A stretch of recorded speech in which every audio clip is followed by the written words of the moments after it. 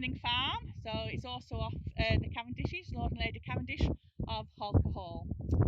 So all three of our farms are all livestock farms, and they all produce different things. So Walton Hall has dairy, so we have some Fleckvie cattle that get milked twice a day there. Bank House is more nature conservation, so we have our traditional breeds there. We've got some belted Galloways, white Galloways, longhorn cattle.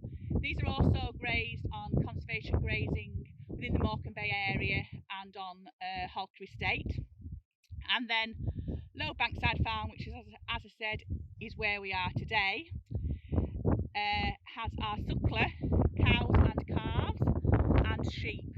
And the cows and our suckler cows and calves that are in this field suckle their own calves for 7 to 10 months before we sell them to other farms, and they go off to auction for fattening.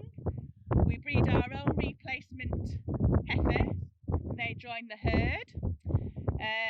Our suckler females are Simmentals or Simmental crosses, and we use a terminal sire, a Limousin sire, to produce top quality suckler calves. It's really important for us to be able to keep our soil healthy with the correct amount of fertility and nutrients.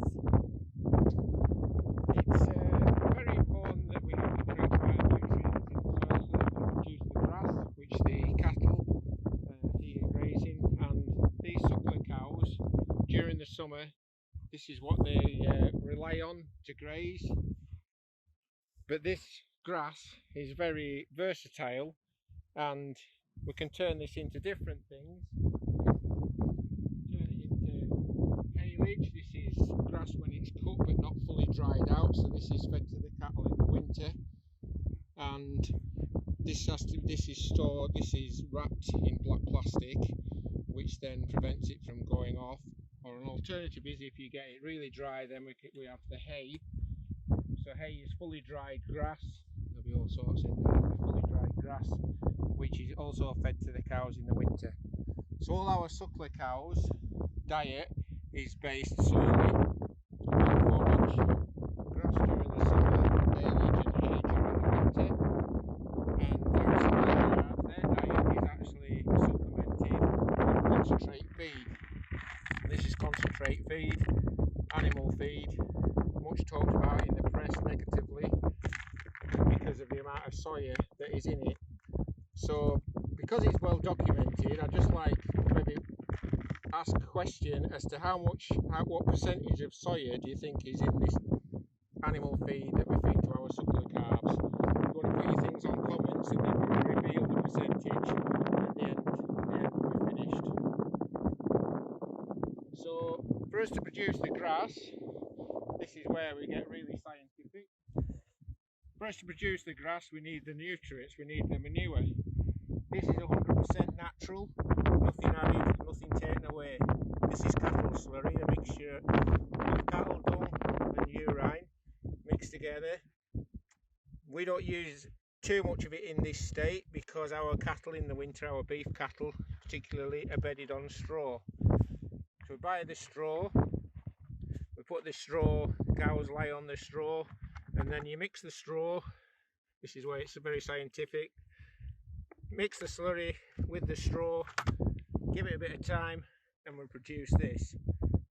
But the easiest thing about that is I don't need to put that into a bucket because the cows do it naturally all winter long. All we have to do is put that out, store it, let it rot down. 2/3 of our land, we don't put any artificial fertiliser on. It solely relies on livestock manure. We only use fertilisers where needed. We'll test the land, and if the soil proves to be short or something, we can then add it. But this is our main focus. But to get this, we need the livestock. It gets even simpler than that in the fact that while the cows are grazing during the summer, they're just naturally spreading the manure on the land.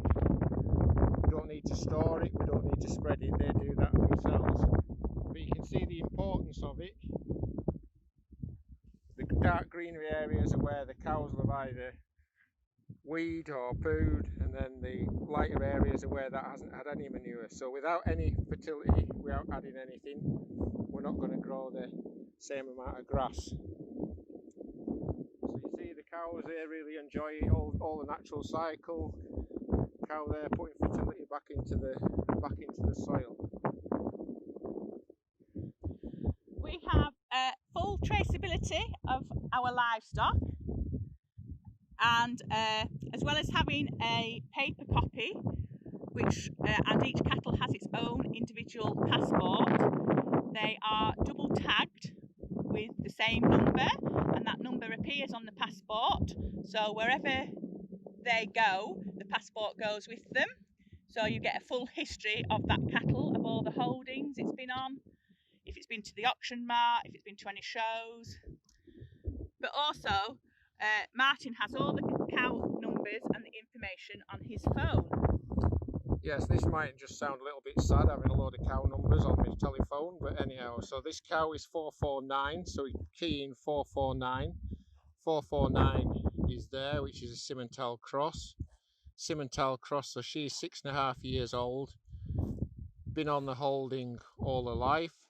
If we click on the progeny, so we want our cows to be calving at 2-year-old, and they want to produce a calf every 12 months. So she's like an ideal cow in the fact that she's now 6 years, just over 6-year-old, and she's already produced four calves. All the calves have all been Limousin females. So she's sort of the ideal, efficient cow that we're looking to have on this holding. We are also independently audited through Farm Assurance, the Red Tractor, SAI Global, and the livestock markets that we sell our stock through, the hauliers we use, the local abattoir we use, are also all independently inspected. This means that the animals we produce are reared to the highest welfare standards, and that this is followed through from birth to death. On our farms we have a range of wildlife habitat, and this is all managed as part of our livestock protection. We have walls, hedgerows, we have wildflower meadows, mosaic of graced grass and meadows, so that we have grasses at different stages. These cows have just come into this field today, so the grass is a bit longer. They've moved off a pasture which the grass is obviously a bit shorter, and then they'll move on again. So, and then we have other limestone grasslands which are species rich. We graze around some limestone pavements, wetland meadows. We do some restoration of fenland for wading birds. We have grazed woodlands, and we also have a field in Silverdale, the LOFS, which is renowned for the amount of orchids it grows. And a lot of these sites are only as species rich and as important because of the livestock that are grazed on them and the management that they have.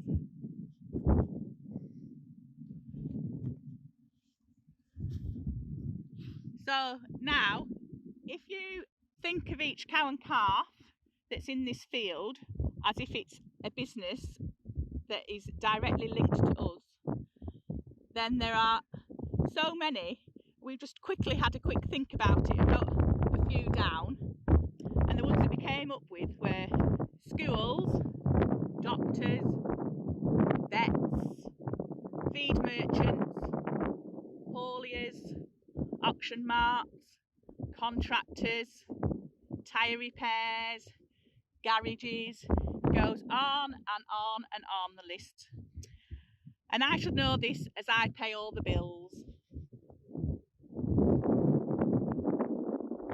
So all these things all add to us being part of the environment, and at the minute the big thing is like climate change.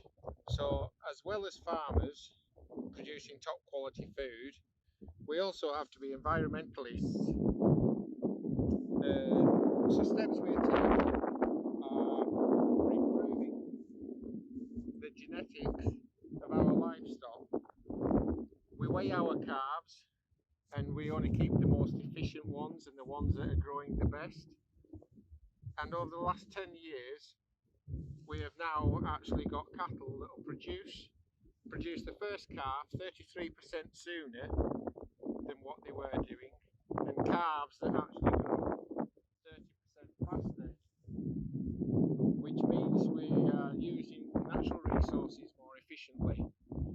My Esker College is doing a calving audit on one of our farms this week, followed up by a farm meeting where other farmers can be shown where that they can make improvements on their own farms. Another link we have is with Kendall College. At Kendall College they bring their students out, and last week they were studying the importance of hedgerows and trees and tree species. So that's educating future generations as the importance of certain things within the environment. Kew Gardens are involved. Kew Gardens are currently involved in planting out some orchids, and they've been taking some seeds off the site in Silverdale. So these endangered orchids they're transplanting out onto other sites. So that's helping to protect those as well. Other steps we've taken are we use a lot of vaccines on our cattle, but this is a proactive approach. This saves the use of antibiotics later on and leads to healthier cattle, which mean more efficient cattle. We also sell some of our traditional breeds direct to the public, and the slaughterhouse we use is only 6 miles from basically any of our holdings. Basically we go past it every day, and also selling locally helps. Another thing that we're looking at doing is for our dairy cows we use sawdust, which is obviously wood. We're looking at using a waste paper product, so that may also help. And if we go back to the animal feed, so the animal feed which we mentioned earlier, our feed merchants have actually now got it so that there's actually no soya used in the production of that concentrate that we're feeding our calves, which is obviously another step in the right direction. So we will continue to make improvements, but everything has to fit together to make our business work. So we need to make sure that everything works, and we shouldn't focus too much. So here, if anybody's seen anything before that I've posted about me jigsaw, how everything fits together, and I finally got around to doing one. So basically, if we focus too much on the environment and climate change and risk getting rid of the cattle because they're deemed not to be good for the environment, then we can get rid of the food, we can get rid of the manure, get rid of the grass, get rid of the soil, get rid of our business, also local community. If we focus too much on the food and trace food, then maybe that may have an impact on the environment. So we've got to be careful that basically we don't make too big a knee-jerk reaction to what's been asked of us. We've got to make sure that everything works together. Just got one of our cows coming to look at us now.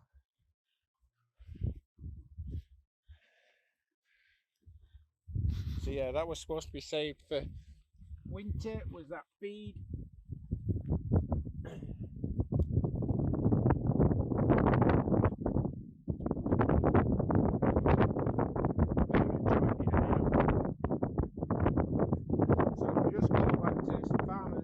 Farmers are sometimes, seen as maybe being a bit short-sighted, and what are we actually doing? Are we actually looking to the future? Are we doing what we can to benefit the future? So if we look back at the jigsaw, there we've got our business, there we've got us, but there we've also got all our children, grandchildren. Do we care about the future? Yeah, we seriously do care about the future. So that is just a little bit about us and our Low Bankside, our Fishwick Farms journey. We hope you have enjoyed it, and thank you very much for watching us. And if you've got any questions, like Martin said before, please put them in the comments and we will try and answer them later on for you. So thank you very much and goodbye.